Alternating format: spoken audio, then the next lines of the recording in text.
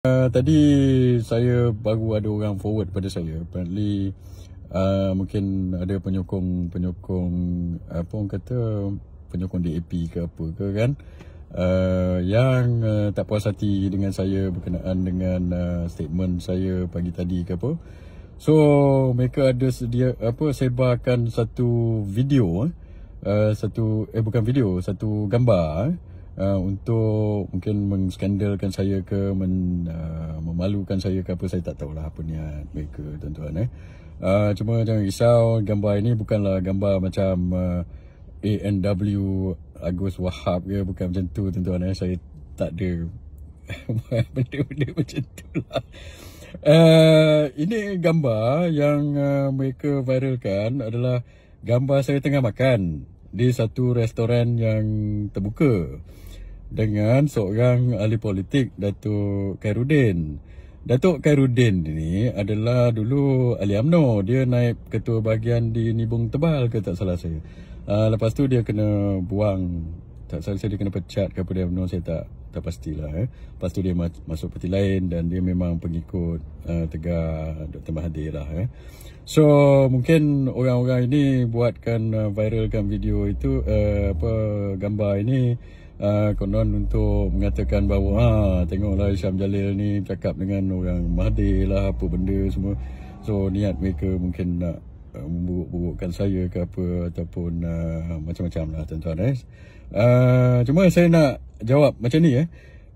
Ya betul, memang saya ada makan dengan Datuk Khairuddin ni di satu restoran. Dan saya tak tahulah bila dah lama kot macam tu. Dan restoran ini tempat terbuka tuan-tuan. Memang ramai je orang dekat situ. Dan bila ramai ada orang kat situ, memanglah mereka mungkin kenal saya ke, atau kenal Datuk Khairuddin tu ke. Mereka nak tangkap gambar, saya bagilah tangkap gambar. Ada orang tangkap gambar kat sebelah meja ke apa, saya tak tahulah tuan-tuan. Dan itu biasalah. Dan saya, itu bukan pertama kali saya jumpa Datuk Khairuddin ini. Sebelum ini juga saya pernah jumpa dia banyak kali juga. Sebelum ini saya jumpa dia dekat rumah Tengku Razali masa berapa tahun lepas lah, lama lah tuan-tuan. Dan sebelum itu lagi, sebab dia orang UMNO. Dan lepas itu technically dia ni jiran saya, sebab isteri dia, Datin Umi Aida tu, duduk sepelaung je daripada rumah saya di Taman Melawati. Saya duduk Taman Melawati puluh-puluh tahun.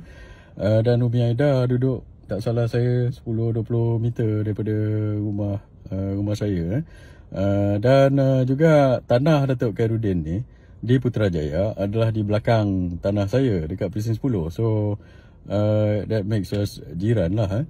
Dan masa dulu pun, orang sekarang ni saya tak tahulah, orang nak cuba buat skandal ke apa, nak memburuk-burukkan saya tak tahulah. Itu tak pulang lah pada mereka. Cuma itulah, ini kawan politik saya, ramai je ahli politik yang jumpa di tempat terbuka. Ada ahli parlimen pun jumpa orang kata seteru politik mereka di lobi parlimen, bercakap di tempat terbuka. Apa benda, apa menjadi, saya tak tahulah kalau itu menjadi masalah pada kamu. Tapi pada saya orang kata, banyak aja kawan ahli politik, tak kira lah merentasi parti lah. Saya memang tak berapa ini dengan DAP, tapi dengan orang DAP pun saya pernah jumpa juga. Dan satu lagi berkenaan dengan spesifik on Datuk Khairuddin ini, ialah satu hari dia nak jumpa saya. Sebabnya adalah dia kata dia nak memperbaiki hubungan lah, antara dia dengan UMNO dan dengan Datuk Seri Najib. So ialah dia suka Datuk Seri Najib lah. Dia pun orang UMNO yang, orang kata Datuk Khairuddin ni orang UMNO dulu. Ramai orang UMNO. So sebagai ahli majlis tertinggi UMNO dan kawan lama dia, bila ada orang hubungi saya nak jumpa, nak makan, dia kata nak perbaiki hubungan dengan UMNO, dengan Datuk Seri Najib, takkan saya nak tolak. Takkan saya nak cakap tak boleh lah, sebab awak ini, padahal dulu masa saya kenal dengan dia, saya jumpa dia kawan saya masa orang kata dia dengan Tun Mahathir pun, saya kritik Tun Mahathir juga. Tapi Khairuddin ni masih kawan saya. So sekarang ni pun despite kita punya political difference, tapi dia kata dia nak improve dia punya hubungan dengan Datuk Najib dan dengan UMNO. So dan untuk ke arah penyatuan balik orang-orang Melayu. So takkanlah kita nak tolak tuan-tuan. Sebab itu.